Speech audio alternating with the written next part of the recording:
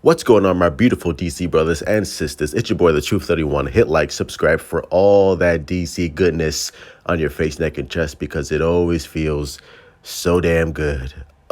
Anyway, this is a special review for my Batman fans out there. And after the tremendous, colossal bomb that was Batman and Robin, which I did a review on that. So please, like that video and share it.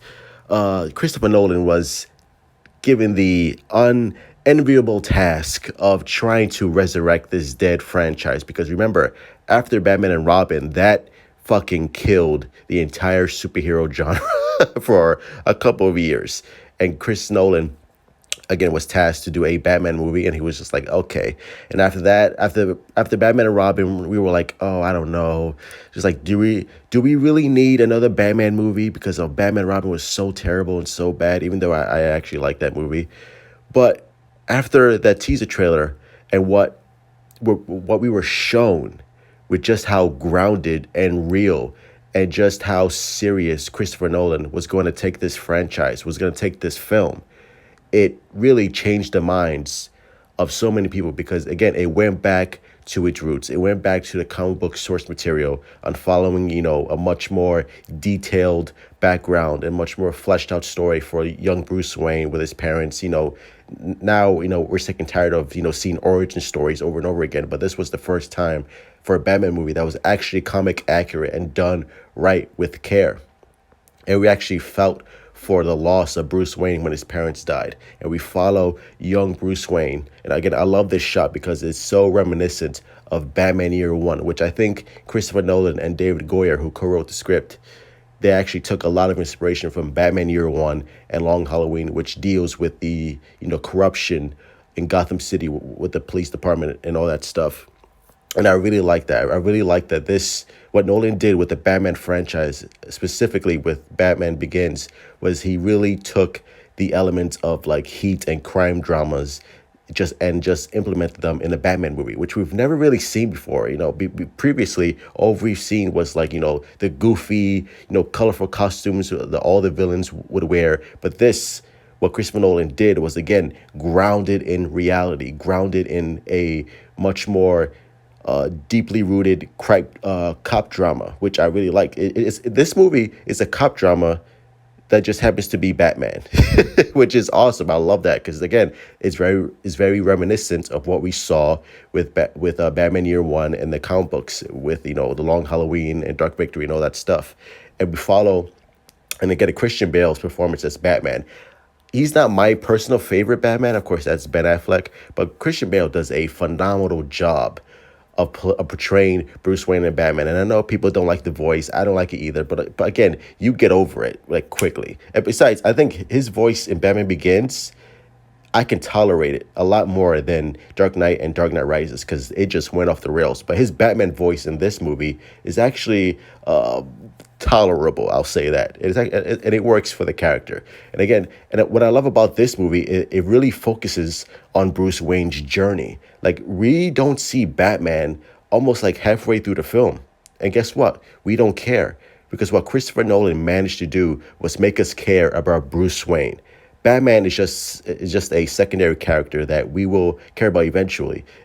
But what we really cared about is the journey of Bruce Wayne, who this man is. It really delves into the psychosis of what makes Bruce Wayne tick and what his fear is. And this film really focuses on the theme of fear, especially since Scarecrow is one of the main villains played by Cillian Murphy, who does a great job, by the way. He actually plays a good Scarecrow in this movie.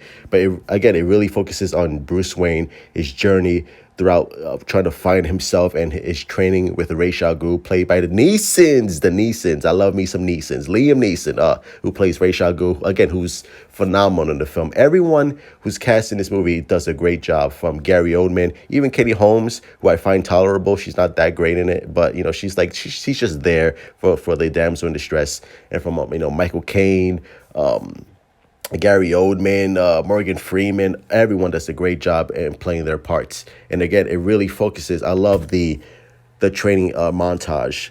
Gotta need a montage.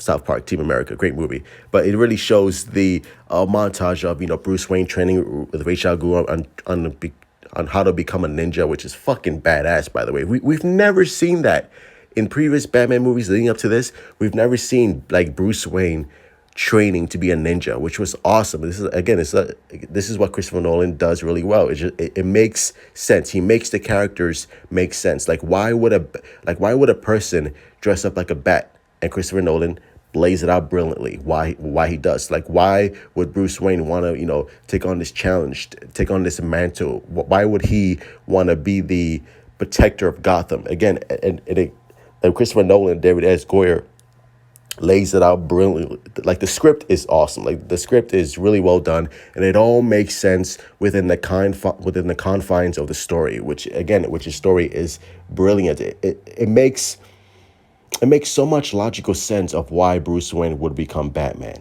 And that's one of the rare gifts that Christopher Nolan brings to the table, is that, again, he manages to ground everything in reality and make it make sense within the world that he's creating.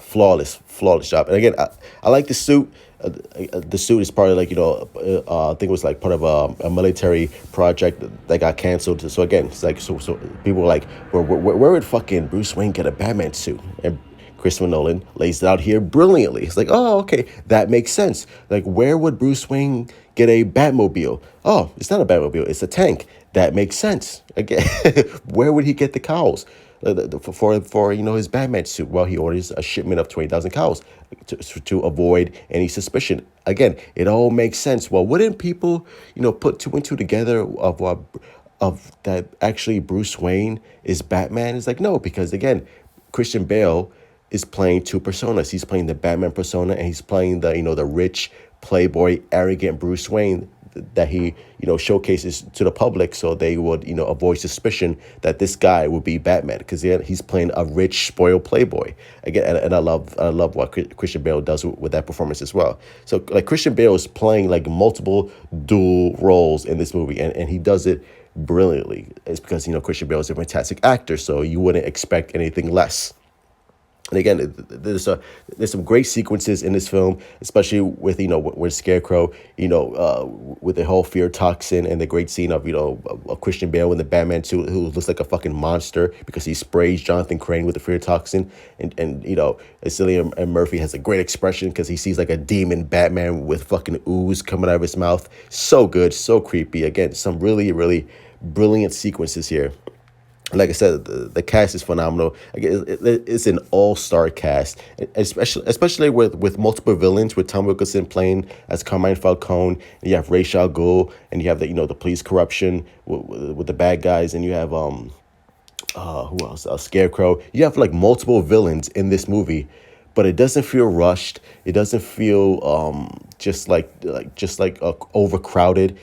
Everyone has their own screen time, and it doesn't feel rushed, doesn't feel overcrowded. It like, the story is just so well put together, and the cast of characters and their roles are just so perfectly fit in the story that it just feels natural. It's just like, oh, because before, especially like, we're going back to Spider-Man 3, like where you have like fucking 100 villains in one movie. Like, it all felt overcrowded. It all felt condensed. It just didn't feel right. But this, with multiple villains, and Christopher Nolan being a brilliant storyteller, he manages to pull it off. He manages to give each character their own screen time without feeling rushed, which is, again, hats off to Christopher Nolan, who is a great director. And of course, Gary Oldman, my commissioner, who's my favorite commissioner of all time, especially in these Batman movies. Gary Oldman, he just owns the role. He plays such a good-hearted cop. He plays such a good, loyal, sympathetic character.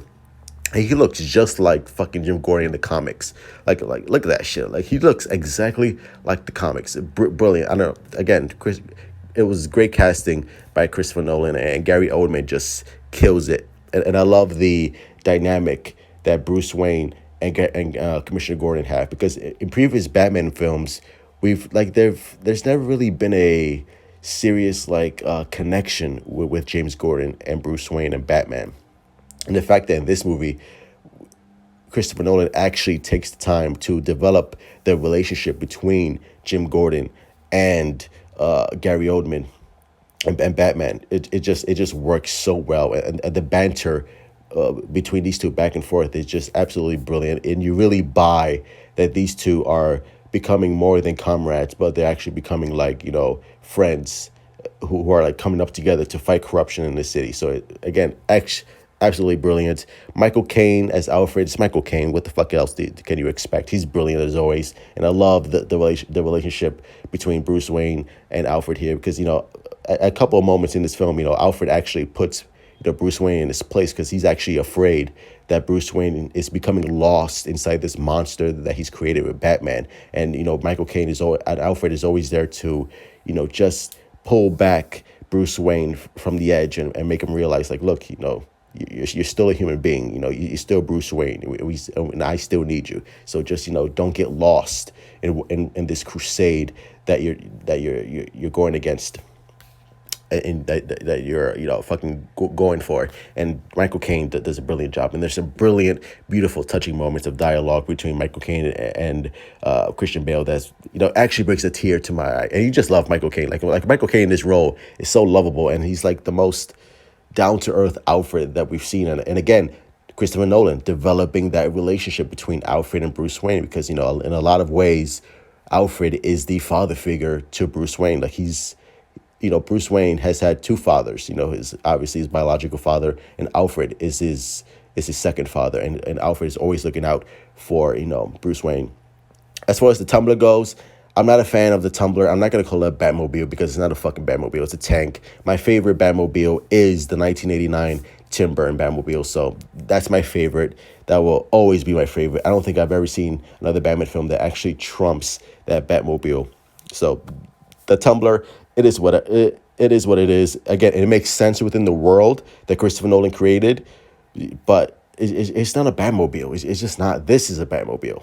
That's a Batmobile. And of course, by the end, when we get to the end of the film, there's a rooftop scene between Batman and Jim Gordon, classic comic book shit. And of course, Jim Gordon hands over a card to Batman because Jim Gordon is always talking about escalation. Now that you're out there with a costume, people are gonna go even more fucking nuts out there. And of course, we get a tease and a hint at the Joker, which is the best ending to a superhero movie ever. Just a slight little tease of what we can expect for the Dark Knight sequel, which I will do a review on. So watch out for that shortly.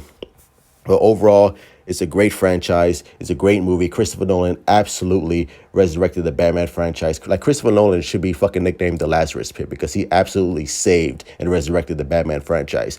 But yeah, Batman Begins, great movie. Smash that like button. Subscribe, my beautiful DC brothers and sisters. Hit me up on Twitter, Instagram. Let's continue having a DC conversation. As always, truth out.